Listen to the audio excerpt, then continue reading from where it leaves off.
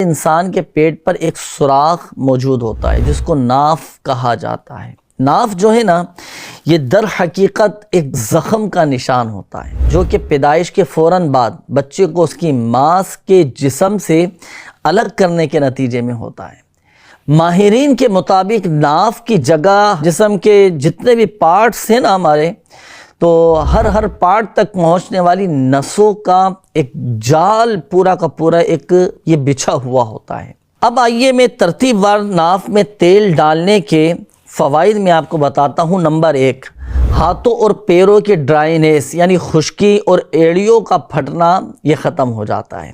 اچھا، ذہنی دباؤ اور نفسیاتی بیماریاں دور ہو جاتی ہیں۔ نمبر 3، آنکھوں کی خشکی اور خارش ہٹ جاتی ہے۔ نمبر 4، نظر شارپ ہو جاتی ہے۔ نمبر 5، خشک جلد یہ تر ہو جاتی ہے اور خارش کو فائدہ ہوتا ہے، خارش کی بیماری بھی دور ہو جاتی ہے۔ نمبر 6، ہوا سے پھولنے ہوئے پیٹ میں یہ افاقہ ہوتا ہے۔ نمبر 7، پیٹ کی دیگر بیماریاں دور ہوتی ہیں۔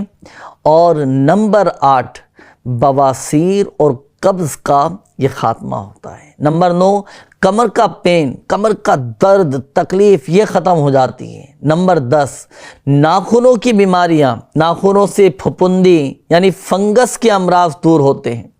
نمبر 11، ہونٹ نہیں پھٹتے۔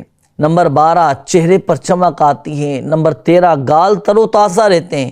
نمبر 14، بالوں میں نکھار آ جاتا ہے۔ نمبر 15، ناک کی بڑی ہوئی ہڈی میں یہ کمی آ جاتی ہے، ناک کی جلن ختم ہو جاتی ہے، یعنی ناف میں تیل ڈالنے سے ناک کے جملہ امراض دور ہو جاتے ہیں۔ نمبر 16، آنکھوں سے پانی بہنا اور چھینکوں کی کثرت یعنی نزلہ، زکام یہ سب الحمدللہ ختم ہو جاتا ہے۔ نمبر 17، گلے میں بلغم گرنا بند ہو جاتا ہے۔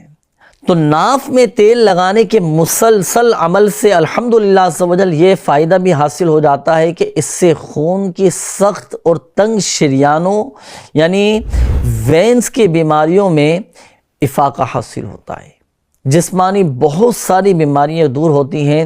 تو یہ سارے کے سارے فوائد ناظرین ناف میں تیل ڈالنے کے بالکل ڈالنا چاہیے، ڈالیں۔ اب آئیے کون سا تیل ناف میں ہم ڈال سکتے ہیں۔ ناف پر استعمال کرنے کے لیے 4 قسم کے تیل بڑے مفید ہیں۔ نمبر 1، زیتون کا تیل۔ نمبر 2، بادام کا تیل۔ نمبر 3، ناریل کا تیل۔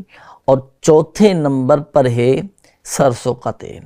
تو یہ سرسوں کا تیل، مسٹرڈ آئل، یہ جو تقریباً ہر گھر میں یہ موجود ہوتا ہے، تو ان چاروں تیلوں کو ناف میں آپ استعمال کر سکتے ہیں۔